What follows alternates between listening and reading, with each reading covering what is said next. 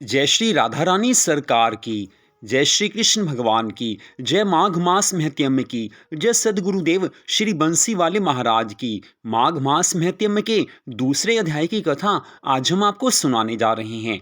तो कथा इस प्रकार है। सूत जी महाराज आगे की कथा का वर्णन करते हुए शौनक आदि 88,000 ऋषियों से कहने लगे हैं कि हे ऋषियों, तपस्वी के उस मधुर वचनों को सुनकर राजा दिलीप ने विनीत भाव से कहा है कि हे ऋषिवर, मैं माघ मास के विषय में नहीं जानता हूँ, कृपा करके मुझे ये सब कुछ बताने का कष्ट करें।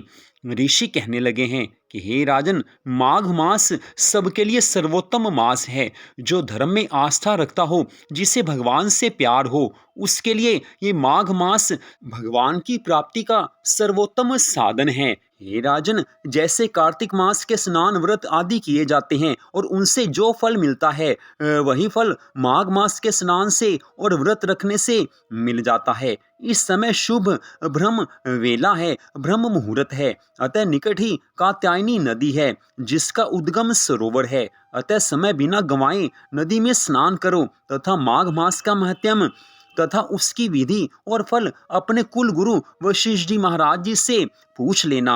राजा दिलीप ने पवित्र सरोवर में स्नान किया है और अपने नगर की ओर वापस चल पड़े हैं। राजधानी में लौटने के पश्चात राजा दिलीप ने अपने सुयोग्य मंत्रियों सहित गुरु वशिष्ठ जी की आश्रम की ओर प्रस्थान किया है। अपने गुरु महाराज जी के आश्रम में पहुंचने के पश्चात राजा ने वशिष्ठ जी को साष्टांग प्रणाम किया है और कहने लगे हैं कि हे भगवान, आपकी कृपा से मैंने आचार, दंड नीति, नाना प्रकार के राज धर्म, चारों वर्णों और आश्रमों के कर्म, दान, दान की विधि, यज्ञ, यज्ञ के विधान, अनेकों व्रत, उनके उद्यापन तथा भगवान विष्णु की आराधना आदि के संबंध में बहुत कुछ सुना है। अब माघ मास के स्नान के फल के सुनने की इच्छा है। हे मुनिवर, जिस विधि से इसको करना चाहिए वो विधि बताने की कृपा कीजिए। राजा दिलीप के इन वचनों को सुनकर आज कुल गुरु वशिष्ठ जी महाराज प्रसन्न हुए हैं। कहने लगे हैं कि हे राजन, मैं तुम्हें माघ मास के स्नान का फल बताता हूँ, सुनो। जो लोग होम, यज्ञ तथा इष्टापूर्त कर्मों के बिना ही उत्तम गति प्राप्त करना चाहते हो, वे माघ मास में प्रातःकाल बाहर के जल में स्नान करें। जो गऊ, भूमि, तिल, वस्त्र, स्वर्ण तथा धान्य आदि वस्तुओं का दान किए बिना ही स्वर्ग लोक में जाना चाहते हैं, वे माघ मास में सदा प्रातःकाल स्नान करें। जो 3-3 रात तक उपवास, कृच्छ और पराक आदि व्रतों के द्वारा अपने शरीर को सुखाए बिना ही स्वर्ग में जाना चाहते हैं, उन्हें भी माघ मास में सदा प्रातःकाल स्नान करना चाहिए। वैशाख मास में जल और अन्न का दान उत्तम है। कार्तिक मास में तपस्या और पूजा की प्रधानता है तथा माघ मास में जप, होम और दान, ये तीनों बातें विशेष हैं।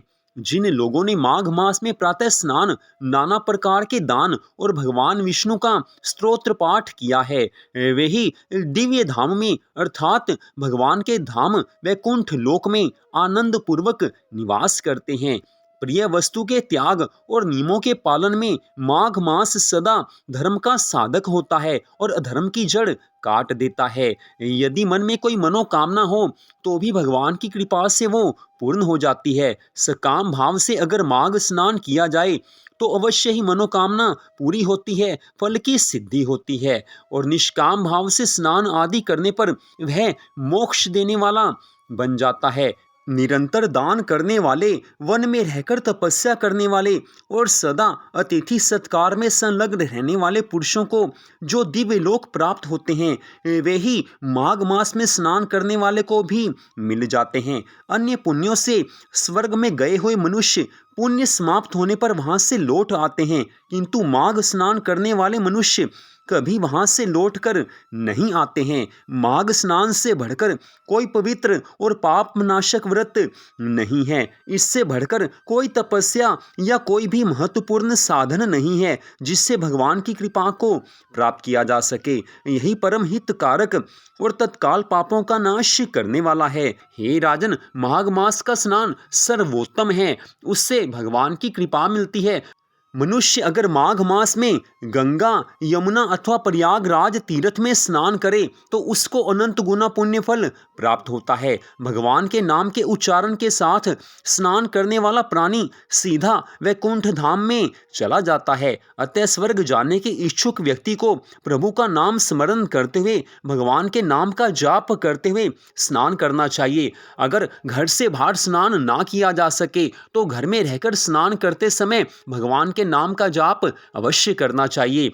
अगर घर में गंगा जल हो तो स्नान करने के जल में थोड़ा सा गंगा जल मिलाकर जो मनुष्य स्नान करता है उससे गंगा स्नान का पुण्य फल प्राप्त हो जाता है। अगर घर में गंगा जल नहीं हो तो स्नान करते समय गंगा, यमुना, सरस्वती, प्रयागराज को याद करके स्नान करना चाहिए। भगवान के नामों का जाप करना चाहिए, तो भी भगवान की कृपा मिलती है। माघ मास में स्नान का फल कामधेनु के समान है। इसके स्नान के फल स्वरूप परिवार सुखी, संपन्न और धन धान्य से पूर्ण रहता है। पूरी श्रद्धा भावना से, पूरे नियम पूर्वक अगर कोई माघ मास का व्रत रखना चाहता है तो उसे इस व्रत को रखते हुए अन्न का त्याग करना चाहिए। यदि अन्न त्याग करने में असमर्थ हो तो अन्न केवल एक बार ही खाना चाहिए, और जो एक बार भोजन करना है वो भी तारों की छांव में भोजन करना चाहिए। व्रत के समय प्रभु स्मरण, भजन, संकीर्तन करना चाहिए। स्नान के पश्चात भगवान की पूजा आराधना करनी चाहिए। मन प्रभु चरणों में लगाना चाहिए। श्री लक्ष्मी नारायण भगवान जी का पूजन करना चाहिए।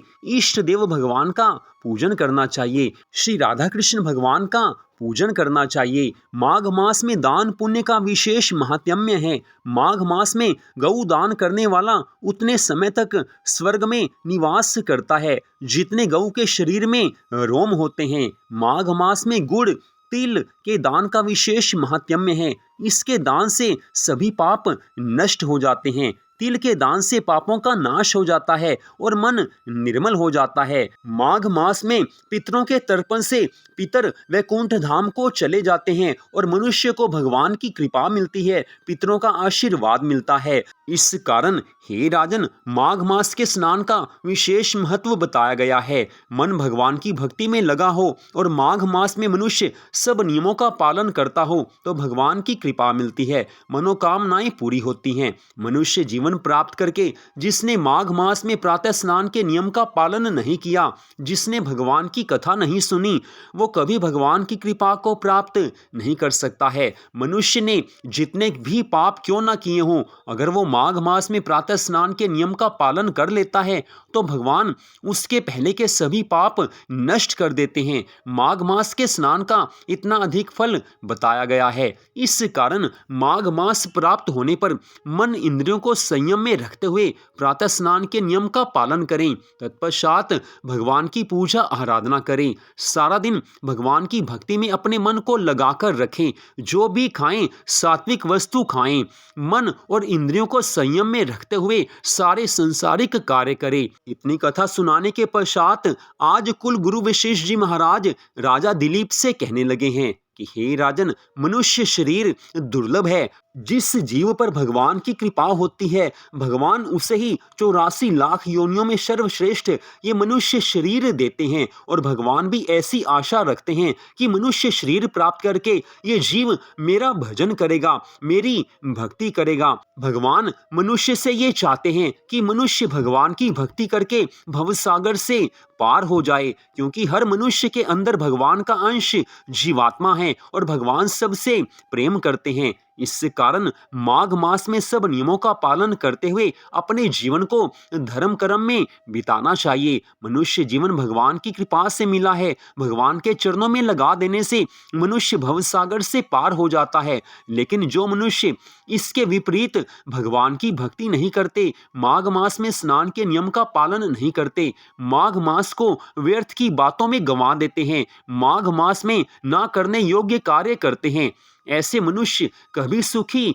नहीं होते हैं। ऐसे मनुष्य भवसागर से पार नहीं हो सकते हैं, क्योंकि भगवान ऐसे मनुष्यों को भवसागर से पार नहीं करते जो भगवान के बनाए हुए नियमों की अवहेलना करते हैं। इसके विपरीत जो मनुष्य भगवान के द्वारा बनाए गए नियमों का पालन करता है, माघ मास में भगवान की भक्ति करता है, उसे इस जीवन में सभी सुख प्राप्त होते हैं, उसी की मनोकामनाएं पूर्ण होती हैं और वही भवसागर से पार हो सकता है। इतनी कथा सुनाने के पश्चात आज राजा दिलीप से कुल गुरु वशिष्ठ जी महाराज कहने लगे हैं कि हे राजन, महर्षि भृगु ने मणि पर्वत पर विद्याधर से कहा था कि जो मनुष्य माघ के महीने में, जब उषा काल की लालिमा बहुत अधिक हो, गांव से बाहर नदी या पोखरे में नित्य स्नान करता है, वह पिता और माता के कुल की 7-7 पीढ़ियों का उद्धार करके स्वयं देवताओं के समान शरीर धारण करके स्वर्गलोक में चला जाता है। वशिष्ठ जी महाराज के इन वचनों को सुनकर राजा दिलीप कहने लगे हैं कि हे ब्राह्मण, ब्रह्म ऋषि भृगु ने किस समय मणि पर्वत पर विद्याधर को धर्म का उपदेश किया था, बताने की कृपा कीजिए। तो यहीं पर माघ मास महत्म्य के दूसरे अध्याय की कथा का विश्राम होता है। आप सबकी जानकारी के लिए हम बता दें कि माघ मास में जो मनुष्य श्रीमद् भागवत कथा सुनता है, उसे भगवान की अनंत कृपा मिलती है, क्योंकि श्रीमद् भागवत कथा को माघ मास में सुनने से अनंत गुना फल प्राप्त होता है। तो हमारे इसी चैनल पर प्रतिदिन श्रीमद् भागवत महापुराण की कथा भी सुनाई जा रही है, उसे भी आप जरूर सुनें और भगवान की कृपा को प्राप्त करें। तो आज की इस कथा को आपने सुना, आप सबका हार्दिक धन्यवाद। जय श्री राधा रानी सरकार की, जय श्री कृष्ण भगवान की, जय माघ मास महत्म्य की, जय सदगुरुदेव श्री बंसी वाले महाराज की।